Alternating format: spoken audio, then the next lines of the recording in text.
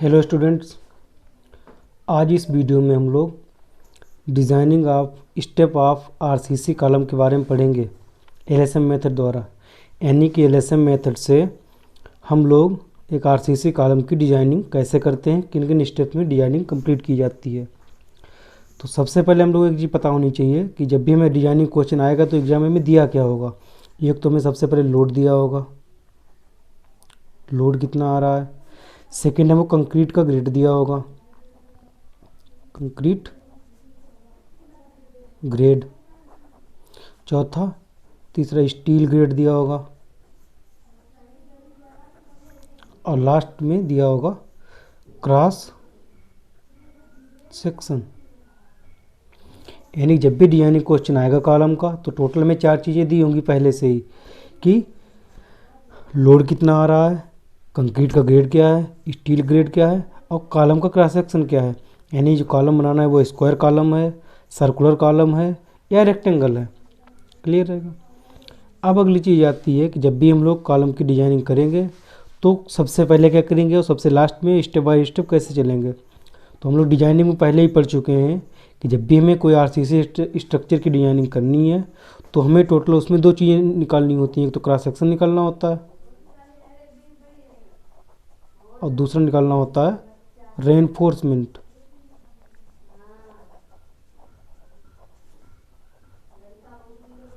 Clear. यानी जब भी हमें कोई से कॉलम की डिजाइनिंग करनी है तो हमें क्रॉस सेक्शन चाहिए कि कितना क्रॉस सेक्शन होगा, दूसरा रेनफोर्समेंट चाहिए उसमें स्टील कितनी डाली गई है। यहाँ पर हम लोग चाहें तो रेनफोर्समेंट को 2 भागों में बांट सकते हैं, एक वर्टिकल बार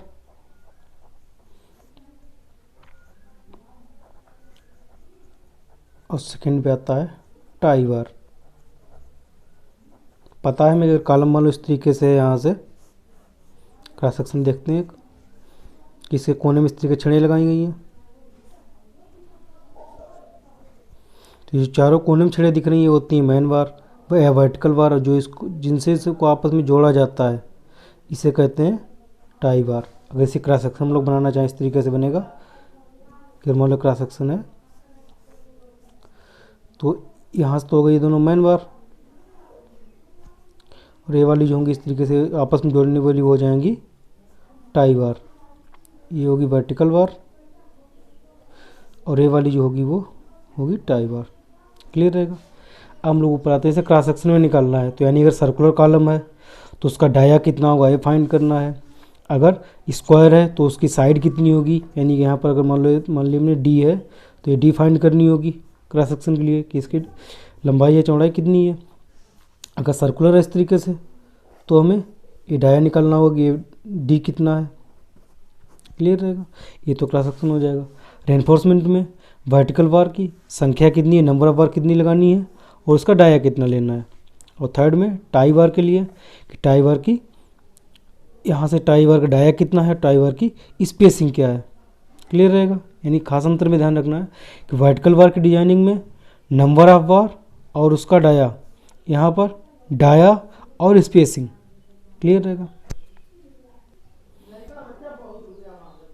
अब हम लोग ये सीखते हैं कि जब हम लोग ये डिजाइनिंग करेंगे तो इन सभी चीज़ों क्रमशः सबसे पहले क्या करेंगे उसके बाद में क्या करेंगे। तो फर्स्ट ऑफ ऑल सबसे पहले हम लोग को जो लोड दिया गया है लोड लिख लेंगे। मान लो कोई भी पी दिया गया है, हम लोग सीधे लिख लेंगे फैक्टर्ड लोड।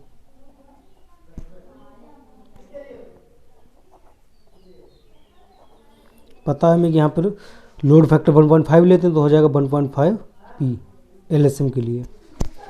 अब थर्ड स्टेप में हम लोग लिख लेंगे सीधे कि जो P बराबर जो लोड हमारा आता है यहाँ से लोड बराबर फार्मूला जो होता है पता है हमें 0.4 FCK into AC plus 0.67 FY into AS।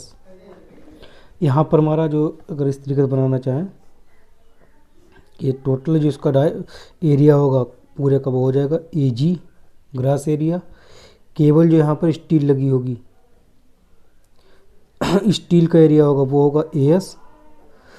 AC बराबर होगा AG माइनस AS। यानी AG है पूरा cross section whole cross area, AS केवल स्टील का एरिया और AC बराबर होगा AG माइनस AS। यानी कि पूरे में से स्टील का एरिया घटाने के बाद जो एरिया बचता है वो केवल कंक्रीट का एरिया। क्लियर रहेगा। फार्मूले में लोड हमको पहले से ही दिया होगा। अब यहाँ के टर्म आते हैं, दो, एक तो आता है AC, दूसरा आता है AS। सबसे पहले हम लोग करते हैं, AS की कोई वैल्यू मान लेते हैं। AS की जो लिमिट हमारी होती है, स्टील का एरिया होता है, वो होता है 0.8 से 6% तक।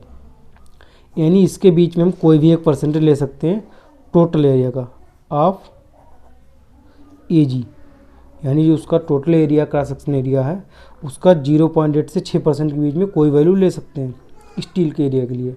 नॉर्मली हम लोग मानते हैं, जो लेते हैं यहाँ पर 1% ऑफ AG, यानी जो हमारी स्टील डाली जाएगी वो टोटल क्रॉस सेक्शन एरिया का 1% डाली जाएगी। तो अगर यहाँ से हम लोग मानेंगे तो हो जाएगा AS बराबर 0.01 AG। क्लियर रहेगा। अब यहाँ से अगर हम लोग सीधे रखेंगे, इससे हम लोग AC निकालेंगे तो हो जाएगा AG माइनस AS बराबर AG माइनस 0. ए वैल्यू रख देंगे AS की 0.1 AG 0.99 AG। अब जो टोटल वैल्यू हमारी आ गई वो AG की टर्म में आ गई। AS बराबर 0.01 AG, AC बराबर 0.99 AG। ये दोनों वैल्यू AS और AG की हम लोग AS और AC की वैल्यू इस फार्मूले में रख देंगे सीधे। तो लोड बराबर आ जाएगा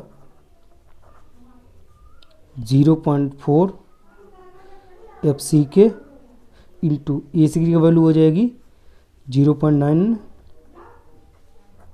AG प्लस 0.67 FY इंटू 0. इसकी AS की वैल्यू रख देंगे 0.01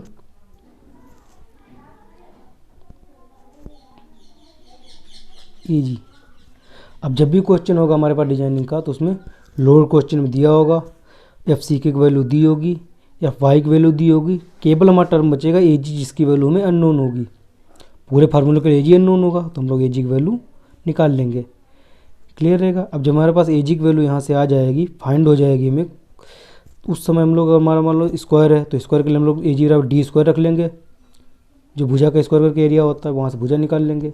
या हमारा सर्किल है तो AG हम लोग सीधे π/4 D² रख देंगे, तो यहाँ से हमें डाया मिल जाएगा। अगर यहाँ पर आयत है यानी B इंटू D करके है तो हम लोग इनके कोई एक रेशियो मान लेंगे कि B बराबर D/2 है, या एक कोई वैल्यू दी होगी तो वहाँ पर हम लोग दूसरे वाली डायमेंशन की वैल्यू ज्ञात कर लेंगे। यानी इस पूरे फार्मूले से यहाँ तक का जो हमारा काम होगा वो क्रॉस सेक्शन क्लियर हो जाएगा, क्रॉस सेक्शन डायमेंशन कितनी है। तो जो डिजाइनिंग हमारा फर्स्ट स्टेप था क्रॉस सेक्शन वाला, जो फर्स्ट स्टेप था यहाँ से क्रॉस सेक्शन, वो कंप्लीट हो जाएगा। अब केवल बचेगा रेनफोर्समेंट।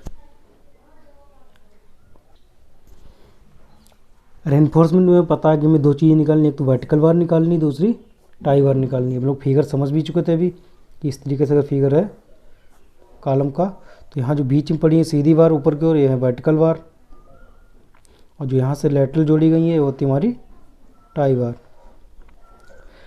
ये भी पता है हमें कि हमें जब भी इसका निकालना है वर्टिकल बार के लिए तो उसको एक तो डाया निकालना है, दूसरा कितनी छड़ें यूज की जाएंगी ये ज्ञात करना है। टाई बार के लिए हमें एक तो डाया निकालना है, कितने डाई बार होगी, दूसरा उसकी स्पेसिंग क्या होगी ये फाइंड करना है। तो पहले हम आते हैं वर्टिकल बार पर। वर्टिकल बार के लिए हमें पहले वैल्यू पता होनी चाहिए ACS की। तो ये हमें पता है 0.01 AG होगा, क्योंकि जब क्रॉस सेक्शन में मिल जाएगा तो वहाँ से हमें AG की वैल्यू फाइंड हो जाएगी। उस AG की वैल्यू से हम लोग 0.01 से मल्टीप्लाई करके AS की वैल्यू निकाल लेंगे, एरिया ऑफ स्टील कितना है। क्लियर रहेगा। इसको निकालने के बाद हम लोग अपने मन से कोई भी एक डाया मान लेंगे। डाया में ध्यान रखना है कॉलम के लिए डाया 12 mm से कम नहीं होगा। यानी के लिए एक बात ध्यान रखनी, बात जो भी डाया हम लोग लेंगे वर्टिकल बार का वो 12 mm से कम नहीं होगा, इससे ज़्यादा कुछ भी ले सकते हैं। क्लियर रहेगा। और जब यहाँ से हमारा मान लो हमने कोई भी डाया माना है, यहाँ पर 20 mm डाया ले लिया है तो 20 mm के लिए छड़ का जो हमारा एरिया हो जाएगा 314 mm²। AS की वैल्यू मिल जाएगी तो हमें नंबर ऑफ बार निकालने सीधे AS बटे जो एक छड़ का एरिया होगा 80 वो हम लोग रख देंगे, या जैसे यहाँ पे 1 का 20 का 14 आया 314 तो AS बटे 314 हो जाएगा। ये जो भी यहाँ से एरिया लिया होगा उससे एक छड़ का एरिया निकाल लेंगे, AS बटे उसे एक छड़ का एरिया डिवाइड कर देंगे, तो वैल्यू में नंबर ऑफ बार यहाँ से आ जाएगी। नंबर ऑफ बार जो भी आएगी तो हमेशा दशमलव में आएगी, तो तो उसे हम लोग हमेशा पूर्ण अंक मिलेगा। जैसे मान लो 2 पॉइंट कुछ आया है तो कॉलम में 4 से क्षण कम लेंगे नहीं, तो हम लोग यहाँ सीधे 4 क्षण लेंगे। अगर सर्कुलर कॉलम है तो सर्कुलर में कभी क्षणों की संख्या 6 से कम नहीं होगी। क्लियर रहेगा, ये चीज़ हमेशा ध्यान रखनी है। अगर कॉलम स्क्वायर रेक्टेंगल है तो क्षणें 4 से कम नहीं होंगी। अगर सर्कुलर कॉलम है तो उसमें क्षणों की संख्या 6 से कम नहीं ली जाएगी। क्लियर रहेगा, यहाँ पर क्षणों की संख्या सीधे होकर हमारा एस और दोनों चीज़ें मिल जाएंगी कि डाया कितना और नंबर ऑफ बार कितनी है। डाया में ध्यान रखना 12 mm से कम का डाया कभी भी नहीं माना जाएगा। क्लियर रहेगा। अब आते हैं टाई बार पे। तो टाई बार में दो चीज़ें, एक तो डाया, दूसरा स्पेसिंग है। डाया में दो चीज़ें ध्यान रखनी है यहाँ पे जो हमारा क्राइटेरिया है, एक तो 5/4, दूसरा होता है 6 mm। 5/4 मतलब जो यहाँ आपने छड़का डाया माना, से यहाँ पे 20 mm है तो हो गया 20/4, कितना आ गया 5, यहाँ से 6 mm। इन दोनों में जो वैल्यू ज़्यादा होगी वो डाया लिया जाएगा टाई बार का। अब चूँकि यहाँ पर 5 में 6 में से 6 ज़्यादा, इसलिए डाया हमारा हो जाएगा 6 mm। अगर यहाँ पर मान लो इस 5 की वैल्यू 28 mm होती करीब, तो डाया कितना आता 7 तो हम लोग डाया लेते हैं सीधे 7 के बजाय अगली क्षण हमारी 8 ही आती है तो सीधे यहाँ से 8 mm लेते हैं। इतना क्लियर रखना है। 5/4 और 6 mm जो वैल्यू ज़्यादा होगी डाया हम लोग उससे कम नहीं लेंगे, ज़्यादा ले सकते हैं। जैसे यहाँ पर 5 है, यहाँ पर 6 है, हम तो सीधे चाहें तो 8 mm डाया ले सकते हैं, कोई दिक्कत नहीं है। क्लियर रहेगा। केवल ये ध्यान रखना है कि 5/4 और 6 में से जो वैल्यू ज़्यादा होगी वो उससे कम नहीं लेंगे, ज़्यादा ले सकते हैं, कोई दिक्कत नहीं। तो यहाँ पर चाहे तो 5 mm डाया ले सकते हैं, सॉरी चाहे 6 mm ले सकते हैं, चाहे 8 mm ले सकते हैं। स्पेसिंग के लिए टोटल 3 चीज़ें हैं, एक तो डी, दूसरा 16 फाई और तीसरा 300 mm। डी का मतलब है कि जो कॉलम की साइज है, अगर स्क्वायर कॉलम है तो उसकी भुजा है, अगर सर्कुलर कॉलम है तो जो उसका डाया है, या अगर आयत है रेक्टेंगल है तो उसकी जो लीस्ट डायमेंशन है, कम से कम भुजा है, उसके वो वैल्यू हो जाएगी। 16 फाई जो यहाँ पे हमने डाया माना है मेन बार का, वर्टिकल बार का, उसमें 16 का मल्टीप्लाई करेंगे तो एक वैल्यू आएगी। और तीसरा 300 mm। इन तीनों में जो मिनिमम होगी वो वैल्यू ली जाएगी यहाँ पर टाई बार की आपस में स्पेसिंग। क्लियर रहेगा, यानी कि डी 16 फाई या 300 में जो मिनिमम वैल्यू होगी वो हो जाएगी टाई बार की स्पेसिंग। अब एक चीज़ ये ध्यान रखनी है यहाँ पर जो मेन अंतर है कि टाई बार के डाया के लिए इन दोनों में जो मैक्सिमम वैल्यू होगी वो ली जाएगी डाया में, और स्पेसिंग में जो तीनों मिनिमम वैल्यू होगी वो ली जाएगी स्पेसिंग के लिए। अब लास्ट में फाइनली समझ लेते हैं, जब हमने डिजाइनिंग की है वहाँ सीधे लास्ट में लिख देंगे डिटेल ऑफ कॉलम। तो हमारा हो जाएगा कि सबसे पहले क्रॉस सेक्शन, वहाँ लिख देंगे डी बराबर जो भी आया वैल्यू लिख देंगे। सेकंड पे वर्टिकल बार,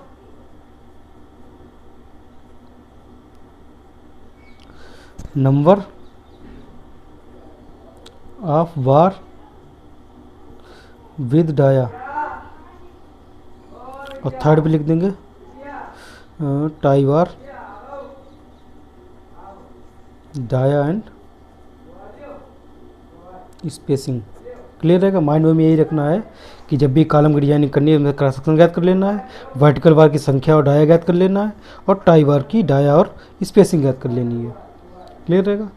ओके, थैंक्स।